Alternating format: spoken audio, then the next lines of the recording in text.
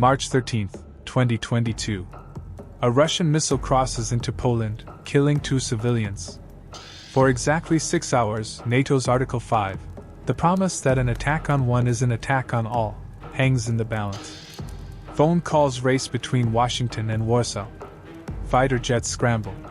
Military commanders prepare World War III contingency plans. Then the truth emerges: Ukrainian air defense, not Russian aggression. Crisis averted. But those 6 hours revealed something terrifying. The alliance that spent 75 years preparing to deter Russia is now walking a tightrope so narrow that one stray missile nearly triggered the very war it was designed to prevent. And that's just one moment. Since February 2022, NATO has faced 4 critical breaking points where the wrong decision could have spiraled into nuclear confrontation. Ask yourself, when the world's most powerful alliance finds itself constantly one step from disaster, what does that tell you about this war's real trajectory? Welcome to Safety Zone. Today we examine the moments NATO's strategy nearly collapsed. Because these aren't just military failures, they're warning signs for what's coming next. Breaking Point 1. The no-fly zone trap. March 2022. Ukrainian President Zelensky pleads for a no-fly zone. The images are devastating: bombed hospitals, fleeing civilians, burning cities. The moral case seems overwhelming. But here's the reality no one wanted to face. A no-fly zone means shooting down Russian aircraft. And shooting down Russian aircraft means NATO pilots killing Russian pilots. And that means World War III. Poland's President Duda pushed hardest, arguing NATO's credibility was at stake. The Baltic states agreed. Failure to protect Ukraine would only encourage Putin to test Article 5 directly. Behind closed doors, according to Wall Street Journal reporting, Eastern European members accused the US and Western Europe of cowardice. American officials had to explain repeatedly that a no-fly zone isn't defensive, it's an act of war. President Biden ended the debate. Direct confrontation between NATO and Russia is World War III, something we must strive to prevent. But Poland tried to force the issue anyway. On March 8, they announced they'd transfer MiG-29 fighters to Ukraine, but only if the US facilitated it through Ramstein Air Base in Germany. This was diplomatic chess at its most dangerous. Poland was making America the direct facilitator of weapons Russia would see as escalatory. If Russian forces shot down a Polish MiG, would that trigger Article 5? The Pentagon rejected the proposal within hours. But the damage was done. Fundamental disagreements within NATO were now visible to Moscow. Here's the mini recap. NATO's greatest weakness isn't military capability. It's the gap between what members can do and what they're willing to risk. Putin saw that gap and is still exploiting it today. Breaking Point 2. Nuclear brinkmanship. October 2022. Putin was losing conventionally.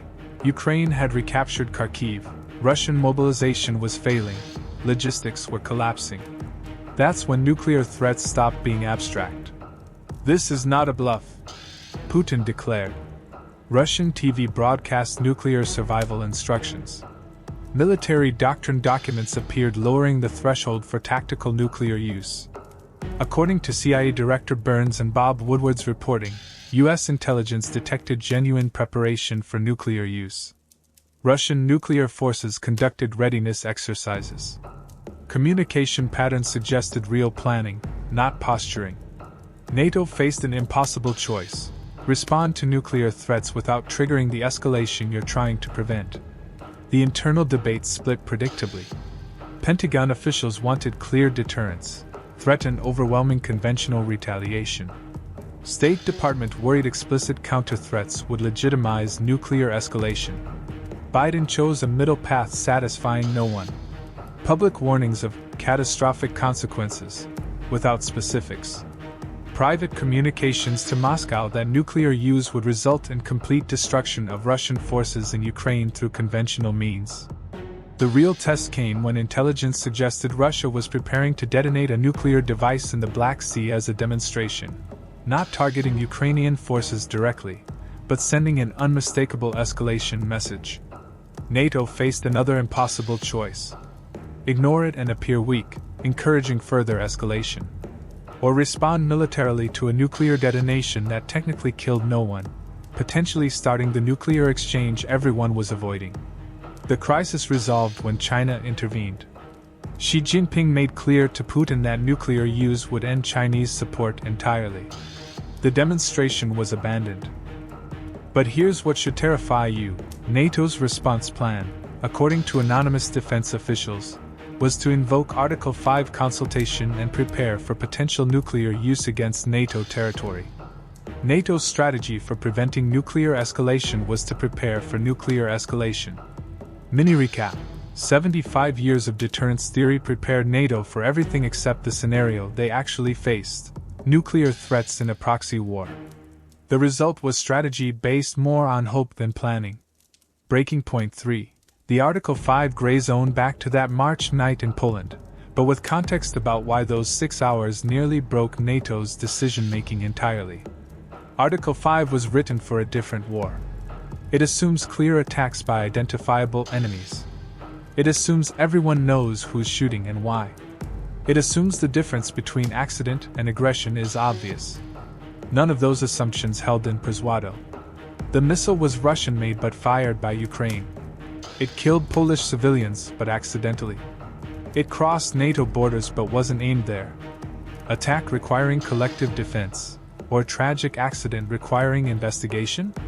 According to Politico and New York Times reporting, NATO headquarters erupted in fierce debate. Article 5 consultations activated, all 30 members weighing in. Eastern Europeans argued the source didn't matter. Russian aggression caused Polish deaths, period. The US and Germany countered that invoking Article 5 over accidental strikes would set precedents Russia could exploit. What about the next Ukrainian missile error? Artillery rounds crossing borders during fighting? Would NATO automatically be at war over targeting mistakes? The 6-hour timeline revealed NATO's unpreparedness for these judgment calls. Alliance procedures assume Article 5 decisions will be obvious. Przewado showed the next crisis might involve exactly this ambiguity where facts are unclear and stakes are everything. Even worse, the incident revealed how Russia could exploit NATO's decision-making. Russian planners study NATO response patterns obsessively. They understand the alliance's strength. Unanimous decisions becomes critical weakness under pressure. Przewado was probably accidental. But what about next time?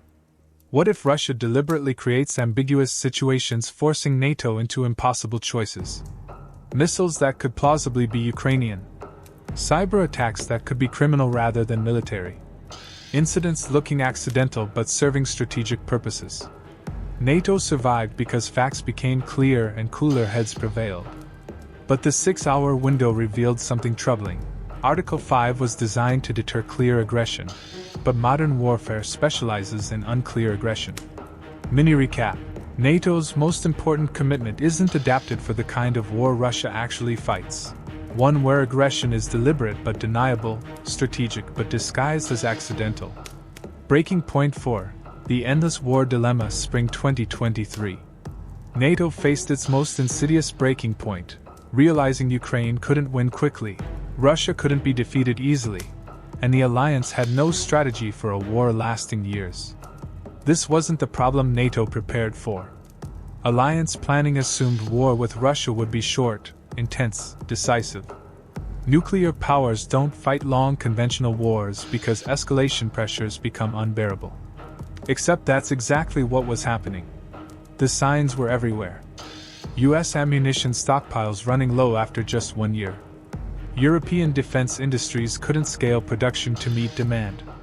Public support for military aid softening as domestic economic pressures mounted.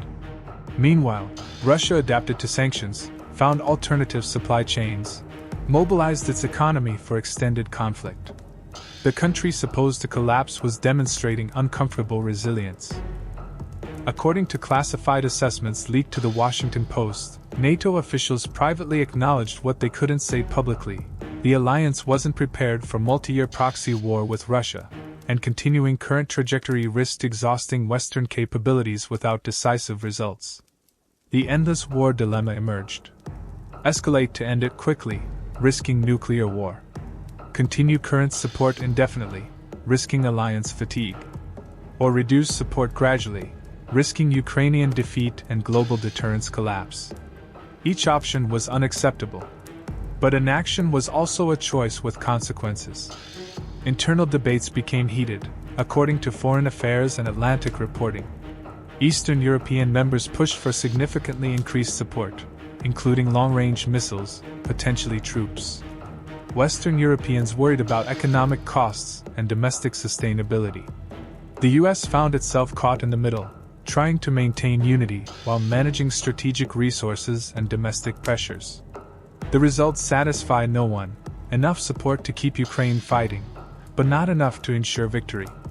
Enough pressure on Russia to maintain conflict, but not enough to force resolution. By late 2023, this approach generated new risks. Ukrainian effectiveness plateaued as casualties mounted. Russian forces adapted to NATO tactics and technologies. Most dangerous, both sides developed incentives to escalate rather than negotiate.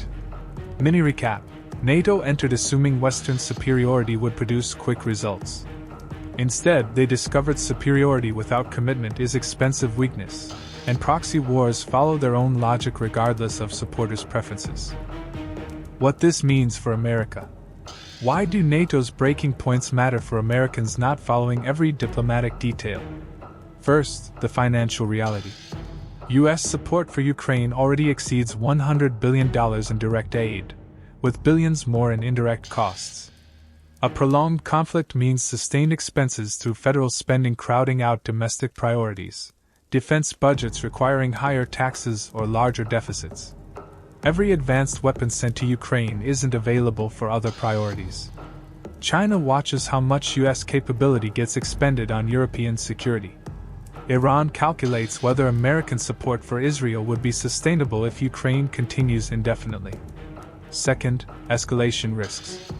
NATO's breaking points revealed how easily regional conflicts spiral into global confrontations when nuclear powers are involved.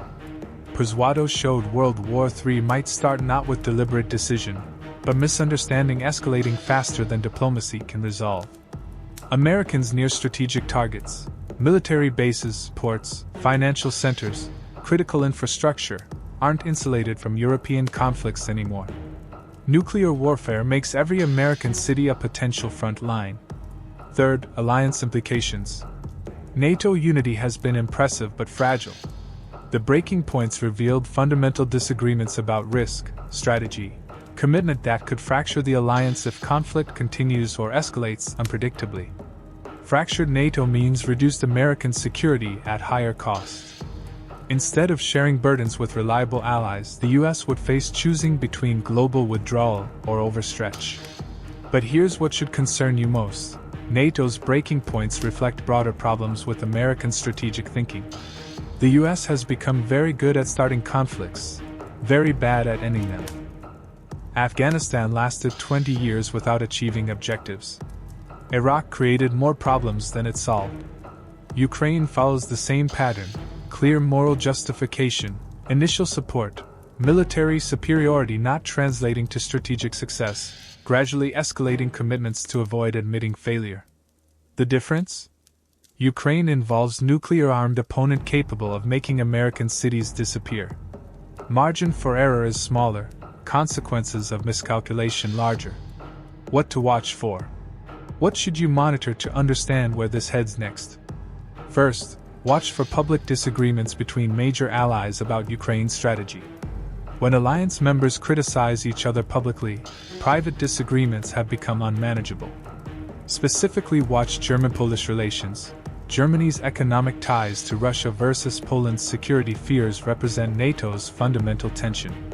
Second, monitor nuclear indicators. Putin's threats are routine, but some are serious. Watch for Russian nuclear force readiness changes, weapons movement toward European borders, exercises practicing nuclear scenarios. More importantly, watch American responses. When U.S. nuclear forces change readiness or deployment, the threat is being taken seriously. Third, prepare for economic impacts beyond current inflation and energy costs. Prolonged Ukraine conflict means sustained defense spending pressure, continued supply chain disruption, potential financial instability if conflict escalates. Build financial resilience for long-term uncertainty. Reduce debt, emergency savings, diversified income not entirely dependent on sectors vulnerable to defense spending or international trade.